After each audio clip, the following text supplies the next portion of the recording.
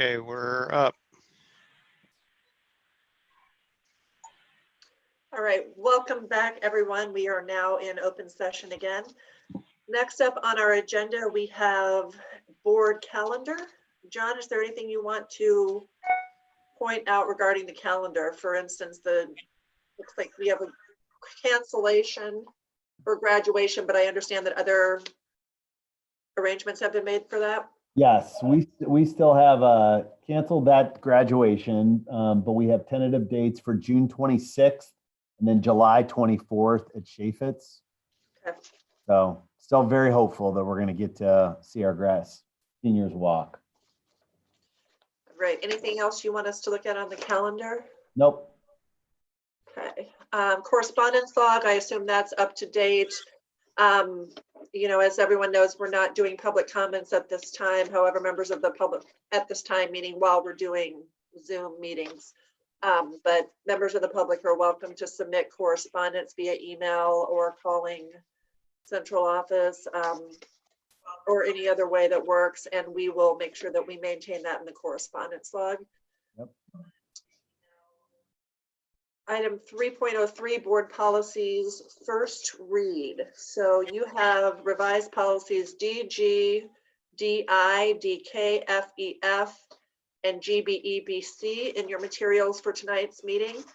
Policy committee has reviewed those and are comfortable with the recommended changes. If you have any questions, reach out to, I would say, Keita or Joe or me, but if it has anything to do with finances, really just reach out to Pam. So I have one question, Yes. sorry, related to DG. I note if I read that right, it says that the good faith check, we're going to remove that, and that was the reason why one of the applicants was rejected. Am I reading that properly? Mm-hmm. Yes, that is correct. And I guess we're not going to revisit that decision, but so next time that won't become an issue. Okay, all right, thank you. Right, there were also other things that that lender, that particular bank did not comply with on the bid, so that wasn't the only reason that we didn't go with them. Okay, that's good. Thank you very much. I appreciate that. Right, anybody have anything else to add about the policy proposed revisions? All right, you'll get at least one other opportunity to review those. Next up, reports from the superintendent and staff. Dr. Simpson, update on COVID-19 response. You're on mute, John. Thank you. I'll have my team jump in. I'll give a brief summary of a few things. You could ask any questions related, but there's so much, and there's so many specifics. There's so many big things that we're dealing with. Both try to be proactive in terms of now and future, but also reactive. One of the things that we're doing right now, we started doing, as you've probably seen, is initiating staff checkout procedures, not shutting down, obviously teaching and learning until the end of the year, but just giving them the opportunity, if they so choose, to come back in and retrieve personal items. Also materials that they'll need, maybe things that they left and didn't come back to get for teaching, professional development over the summer. With that process, Sandy has done a great job, and her team kind of organizing it for the schools, ensuring that their safety, that we're following CDC guidelines as well as the guidelines set by St. Louis County.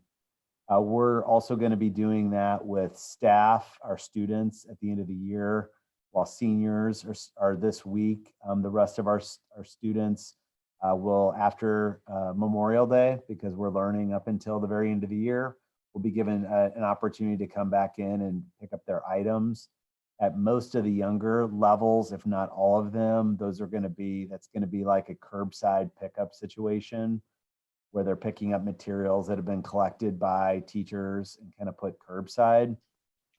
For the older kids, they're going to need to come into their lockers and open them up and get that. So again, we're maintaining all of the appropriate guidelines. We are expecting the students that come in to have So with the new St. Louis County order on the 18th, it is not a requirement for people that come into our schools, such as students, to wear face masks. It's a requirement of the staff as long as they're in a public setting and not behind a kind of a closed door office situation, kind of like mine is right now. But for our decision has been to just kind of, for that extreme precaution, to have the students wear masks into the school. We verified that with St. Louis County, that particular thing. So again, that's kind of processes are underway. It's dropping off as much as picking up stuff. It's dropping off. As you know, we have quite a few Chromebooks that are out amongst us. We have library books that are all over the community. We have some instruments that are upper levels that are out, and we have records of those things. And so it's important that we get those back, as well as give to students and families what is theirs. Superintendent meeting. Again, we're meeting on a weekly basis to talk about different things regionally. This past week, I had the opportunity to lead a focus, kind of a small group session on desired flexibility from school districts in the region. It really centered on discussions around the calendar. Start date was somewhat of a discussion, but really, if people are going to do some type of online schooling or blended learning model, will there be flexibility in terms of that calendar that we can submit, and that importantly we can get the ADA for, which is what drives our funding. We can't be out of compliance with that, or else we stand to lose over $12 million in funding. So we are pushing. I pushed in that meeting. We are submitting a letter to the state board that meets tomorrow for different ways we want flexibility with what we do. And hopefully we'll get that sooner rather than later, so that we can then know what box we have to work in for deciding what model of schooling we're going to employ, and also be flexible with as changes possibly occur with COVID-19. Models, I mentioned model schools all over the region, certainly the country. People are trying to determine what they can do, what schooling is going to look like next year. A lot of us have been processing this quite a bit. We've been reading on it quite a bit, trying to learn from not just, again, people locally, nationally, but also other countries that were responding to COVID-19 prior to our country and what they're doing. It's clear that the research says that kids are going to be better off if they're in our brick and mortar schools from an educational perspective, but we have to look at that as well as their health and wellness.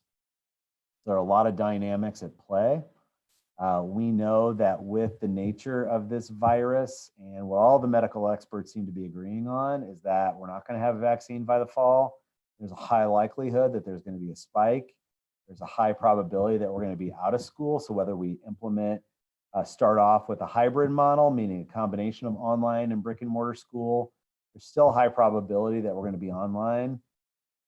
So we're planning a lot for all these scenarios. I'll give Chris the opportunity just to talk about some of those plans. But again, once we know the box DESE is set for us, we'll operate within them. And as soon as we can design something to work towards, we will. Some of the little things that we're dealing with, they're not really little, it's just thinking through.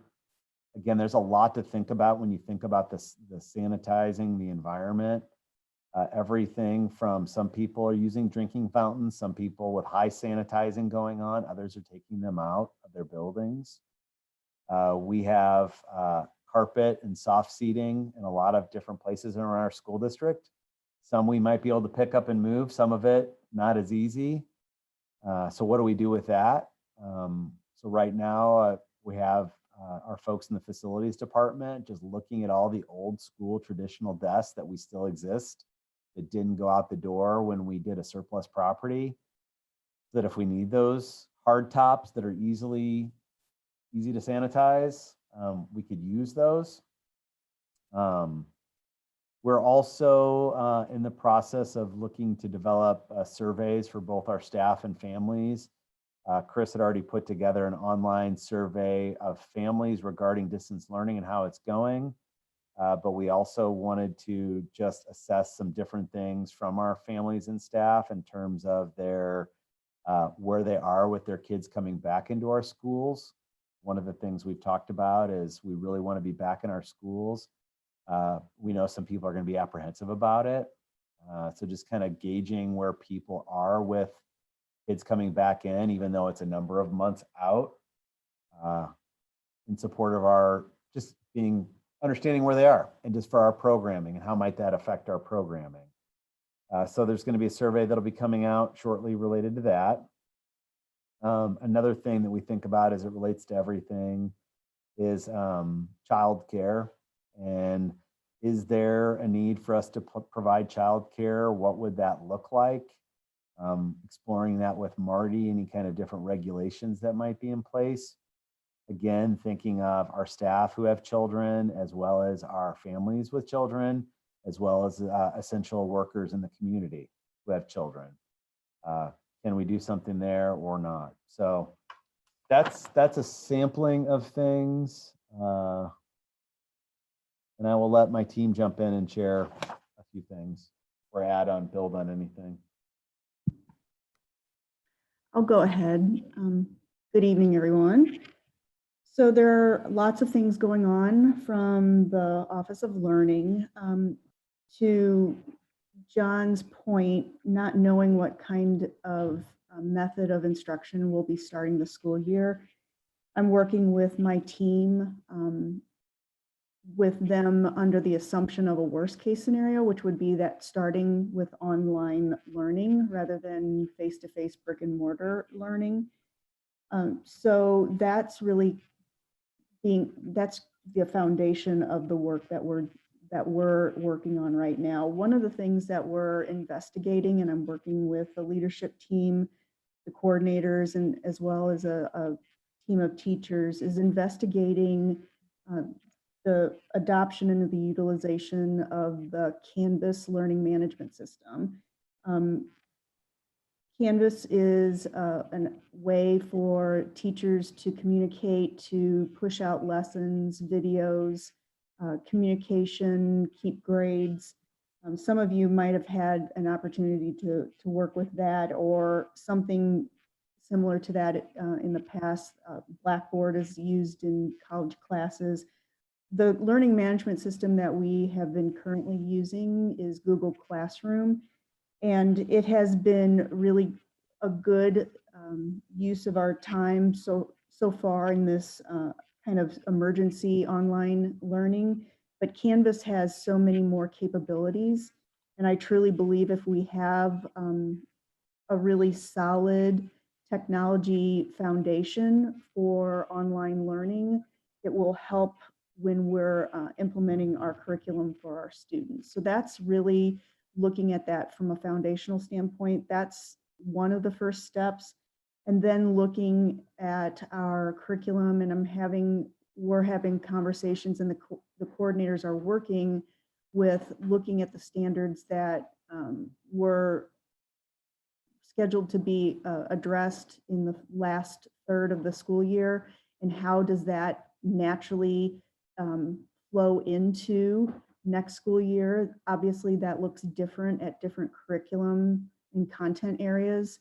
That looks different when you're talking about math, which is more linear in nature, versus social studies, which spans a period of time. So those discussions look different with each coordinator. So those are some of the things that we're talking about and working on within the C&I department. And then all of that, the conversation stems on what kind of support, what kind of professional development are we going to need to provide to our staff, to our teachers, and to help support them in their instruction of students starting next school year. I also wanted to give you an update for summer school. So summer school, because of the uncertainty of everything occurring regionally, we are having all of our summer school classes online. So far, for the high school, they have enrolled 430 students for high school classes. And we rolled out information for K-8. We are utilizing the launch platform for our K-8 instruction.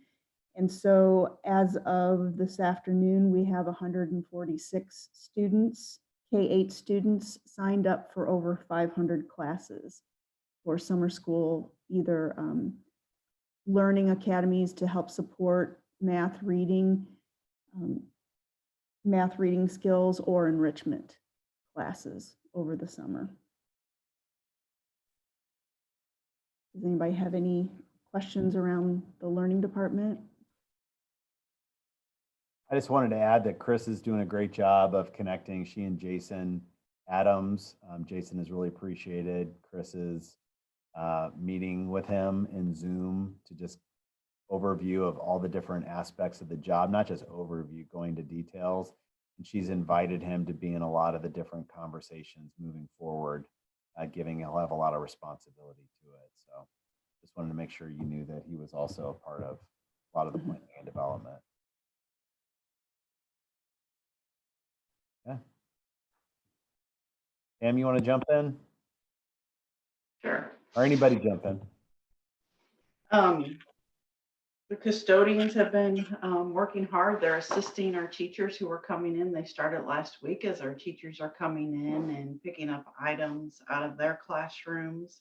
The business office has been working on refunds for transportation fees for fourth quarter and also for field trips that didn't happen. The transportation refund should go in the mail tomorrow, and the field trips are still being processed, but they should go in the mail shortly. One of the big things we've been looking at too is just different grant opportunities that we may be able to receive. We listened to a webinar with Desi about the CARES Act funding, and we think we should $200,000 with that CARES Act, but we're still trying to work through how much we get and then how much goes, because we also have to provide services to the non-public entities in the district. So we're still kind of working through that, but they did give us some parameters of things that we can use it for. We can use it for salaries, we can use it for technology. And then we're also trying to see if we can get approved for a grant through FEMA. Still in the preliminary stages of that one. So we're working on those things to try to recoup some of the revenue that we've lost the last couple months.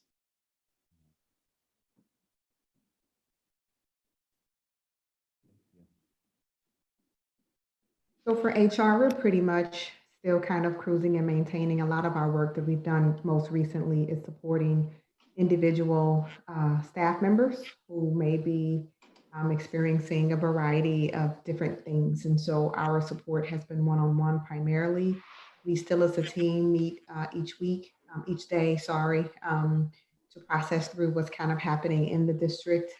We have also been processing a lot of the individual functions and how are we supporting staff who are retiring or resigning, making sure those closeout processes move rather smoothly. We are also considering plans for reentry whenever that occurs for 12-month employees as well as our other employees. What does that look like? Following those CDC guidelines and making sure that we remain abreast of that. We've been participating, at least I've been participating in a number of HR PD sessions through our MOASPA group. We had 2 last week and we'll have one again this week just to make sure that we're staying current with the current changes in the system. We're also going to be embarking upon and notifying our staff and processing through the new fingerprinting process that we have to employ for the upcoming school year. So that will be coming out very soon. So that's just a little bit of what we've been doing, but it's a lot.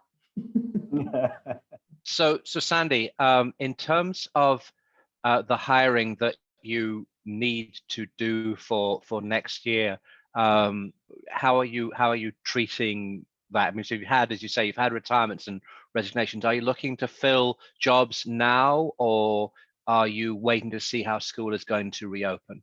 Both. So there are some positions, i.e. like a counselor that retired, we need a counselor to support a school. So It was teaching positions actually specifically. I was referring to. oh, Sorry, I should gotcha. have been more Yeah, specific. yeah. So for most of them, yes, we are filling them. There are some that we're going to kind of slow walk it a little bit just because we are uncertain. But the ones that came in pretty soon that we know definitively we'll need, we are definitely hiring those and we'll be processing those. Okay, thank you very much. Mhm. Thank you. Any else? Anybody else or any questions?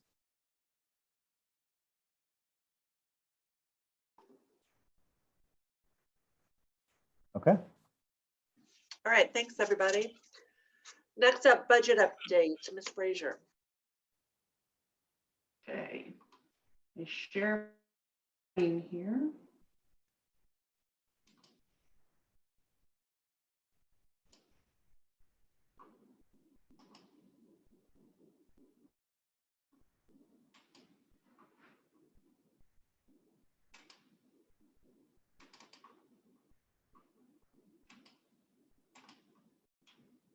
I learned a couple lessons from doing this last time, the right way to get it on which screen. So these are the same budget goals that we had last time. I won't read all of them to you again. But I wanted to talk a little bit more about our tax revenue. So we talked about last time that in the budget for next year is a 1% increase. And I wanted to point out and reiterate that we do not have estimated numbers at this time from the assessor's office since it's a non-reassessment year. They don't give those out until it's time to calculate the tax rate. But those assessed values were set earlier this year. There's one thing that could change, that collection rate could drop if of course, we have people unemployed, if we have businesses that go out of business. But I left it at the 97.8%. On the next slide, I'm going to explain to you why I chose to do that. So now if we break that down, and we're just looking at the general and teachers funds, because those are the two most crucial funds. So this year, the current year budget for current and delinquent taxes is $39.7 million. We're expected to receive about $40 million once the county releases the protested taxes that they have. It actually may be closer to 41 million. And the budget for fiscal year 21 is 40.1 million. So you can see this is still a conservative number because it's actually less than what we should be receiving this year. Also wanted to share just a review of our tax rate. The residential tax rate right now is $4.11, commercials $4.57, and then the maximum authorized levy is $5.91. So in the future, and that probably won't happen this fall, but next fall, after they go through the reassessment, if assessed values do drop because of the economy, then we do have room if we need to raise that tax rate so that we don't lose revenue. The downside, of course, is we won't gain revenue, but we could offset that. And here I just wanted to go over some different scenarios. So this is the same scenario that was shared at the last meeting, except now it's only looking at the general and the teachers fund. The capital projects fund is not on here. So you can see for next year revenue, this is just our revenue accounts. Revenue's going up 0.44 of 1%, and the next year 1%, the next year 0.8%. Then I thought, let's look at some different scenarios of some other things that may happen. So here, what if we have a slower recovery? So next year it's the same, a 0.44% increase. The following year, because of reassessment, maybe our revenue goes down slightly and then only slightly up the year after that. And then things could recover a bit quicker. So we could have the same for next year, the year after, a 1.66% increase, and then only a 1.13% increase in revenue the next year. So if we put all them together and take a look at them, now these are budgeted amounts. The green line is pre-COVID, before COVID, what we thought the budget was going to do. And as you can see there, the fund balance projected to decrease. using budgeted numbers, is actually should higher at right now, because at the end of the year, we'll have some expenditure accounts where we're not spending all of our revenue.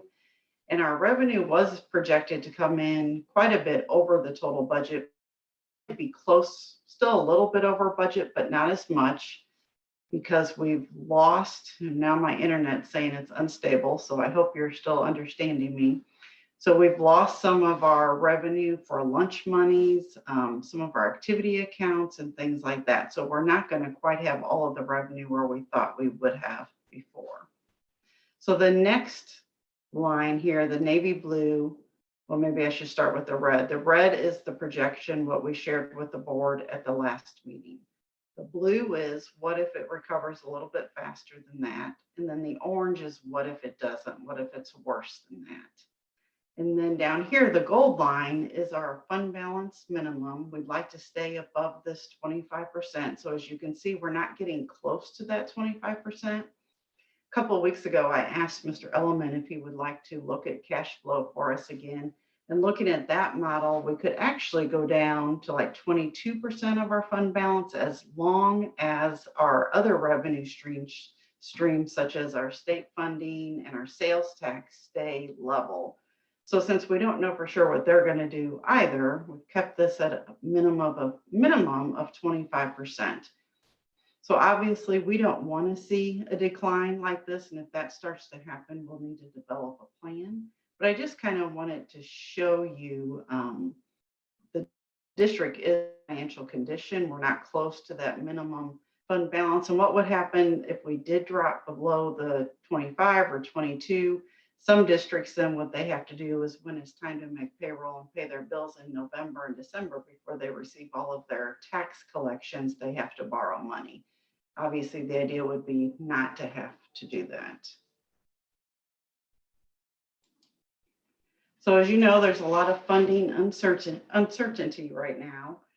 The state, they did finalize their budget last Friday. The funding formula will be the same. The SAT is going to remain at $6,375. We do get about $9 million in funding, so that's a good thing for the district that will not decrease. A big thank you to our legislators for making K-12 a priority. They did make a reduction to transportation about 13%. That'll be about $1,000 over what we're receiving this year. And I just wanted to let you know that we're continuing to monitor expenditures to see if there are any efficiencies that we can maximize. And like was mentioned earlier, there are some positions that maybe we put on hold and we're not hiring them right away. And then if that fund balance does start to decline like that in the next 2 years, because obviously we don't have a crystal ball, we don't know for sure what's going to happen, we'll develop a plan to minimize the decline in that fund balance. So any questions?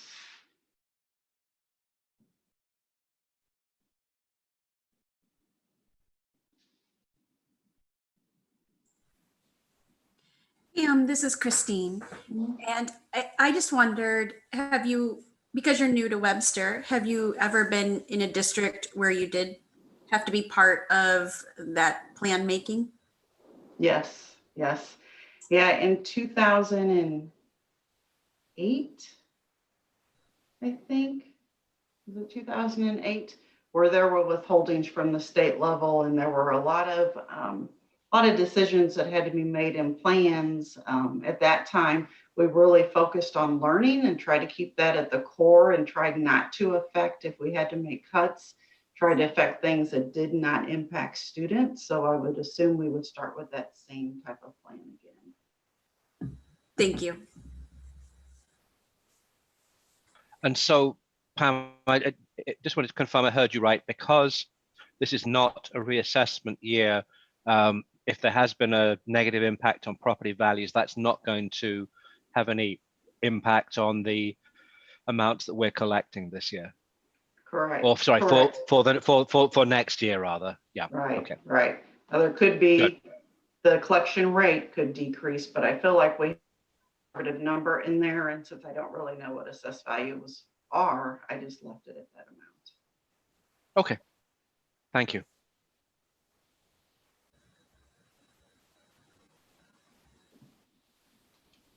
All right, thank you. Thanks, Pam. Yes, Dr. so Simpson. yeah, the last item, Patrick Lee, wonderful senior Patrick Lee, former student advisor, had reached out to me about a week and a half ago and said that, he had put together this particular climate action resolution, as only Patrick could do. He talked about knowing all the different big things that were on our plates as leaders of the district, but felt that, again, he was one of the student leaders of the walkout earlier in the fall during the global climate walkout, and felt like it would still be something for the district, from his stance, to adopt, to articulate a care for the community. The ask at the end of the resolution is for a climate committee to be developed, to kind of assess and take the lead on steps that the district could do to be more responsive. So he had also said that he understood if this didn't get the full attention, is his language, now, and maybe it does this summer or later on next year. He says that he has several underclassmen working with him on the project and would be happy to continue working on it in the fall. So talked to Amy and David, and they thought it was important to bring it before the group now, just to have a conversation, if nothing else, on it.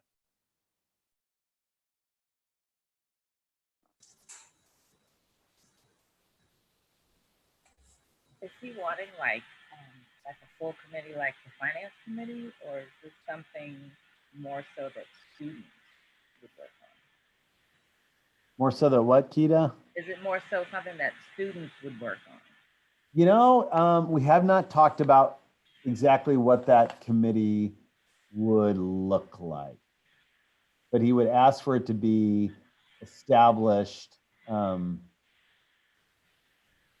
by the board, climate crisis committee, to develop the recommendations. It seems like that would be a great student committee if there's students that can be involved and lead it. I was thinking the same thing. Like, could you almost follow a Thrive model? Make it, you know what I'm saying? Something along those lines, and maybe even make it something that they can get credits for. You know what I'm saying? Like, Yeah, that be a possibly. I mean, I think those are good ideas that we could certainly take to them. I do love the opportunity of having kids take a leadership role with this stuff. And it is a great thing to do. I mean, I think that's an important, if it's important to our students, which clearly it is, I think we need to honor that and let them do what they want to do. Yeah. absolutely. And then we support Mhm. how we Yeah. Yeah. So I believe climate change is something that, as a society, we should absolutely be aware of. It's something we need to do something about. I don't believe, however, that I don't believe that the Board of Education should be going and issuing proclamations like this. Clearly, climate change impacts children, it impacts all of our communities, but I don't think that it's core to the business of education. We've seen in the past, we've seen various resolutions come to the board that we've been asked to approve, and my concern is that each time we go and if we go and approve these and they're not directly related to education, we reduce the impact of the statements that we put out when education is the core. So I think the idea that that there's a student group set up at the high school, and perhaps, frankly, I would think that probably the middle school children are going to be equally aware of what's going on, and we encourage them to pursue this within the bounds of a student group. I think that's a great idea, and but I think that as a Board of Education, I don't believe we should be passing this resolution or anything that is like it. So My personal preference would be to say that, presuming the board agrees to say that, we recognize that climate change is something important and that we encourage the principals at the high school and the middle school to give the students opportunities to to investigate, to be part of that. Frankly, I think it's that there's experiential learning aspects to that as well that I think are important. And if we do that rather than passing a resolution, that would be my preference. I guess what I would say, I guess I have a question though, but because he mentions that, or the group mentioned that since 2017, more than 100 school boards and student councils have passed nonpartisan climate change resolution. I'd be curious what that might look like and, what he had in mind. I don't want to sign up and say no, because if there's something that's being done in other states and other school boards and working with student councils, then I'd just be curious to what that is and what that looks like.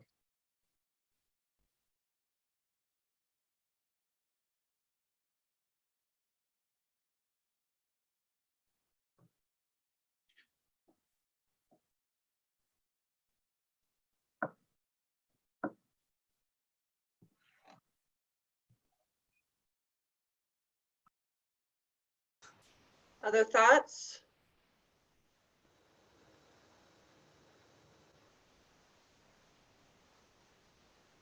No. So then maybe, Alex, are you suggesting going back to the group and getting some clarification on what it is that they would like from us and what other boards have done? Yeah, I'd like that. Yeah, a little bit more clarity as to that. John, can you follow up on that? Absolutely. Absolutely, I will. Awesome, thank you. Thank you. Yep. All right. I believe next up we have the consent agenda.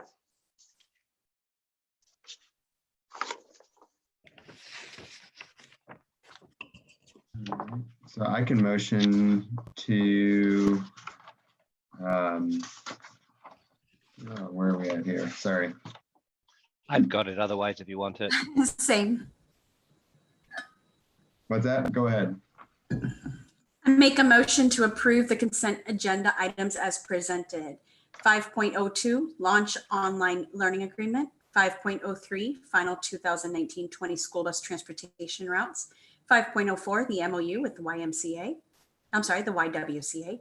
5.05, minutes for the following Board of Education meeting, April 27th. 5.06, personnel report. 5.07, financial reports. And 5.08, check registers.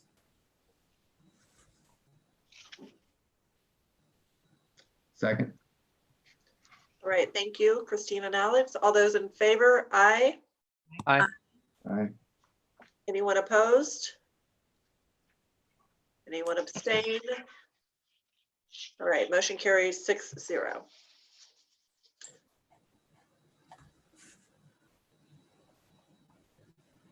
I make a motion to adjourn. Second. All those in favor? Aye. Aye. Anyone opposed? Anyone abstain? All right, motion carries 6-0. Thanks, everybody. We got